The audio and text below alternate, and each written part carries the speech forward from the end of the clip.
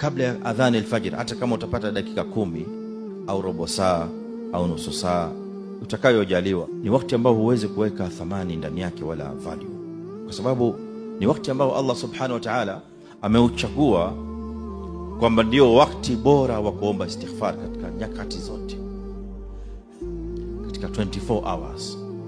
The best time ya Muislamu kutaka istighfar ni wakati huo kabla ya fajri.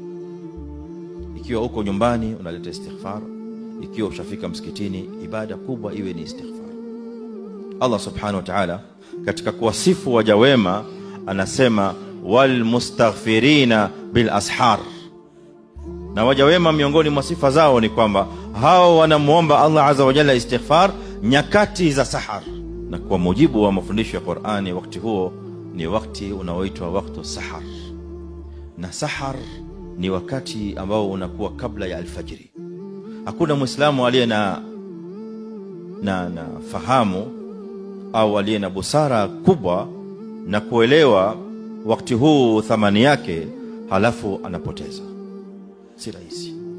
Ikiwa unaelewa thamani ya huu wakati, wallahi Muislamu atakuwa anashikamana na huu wakati kwa hali ngumu, kwa hali ya juu sana.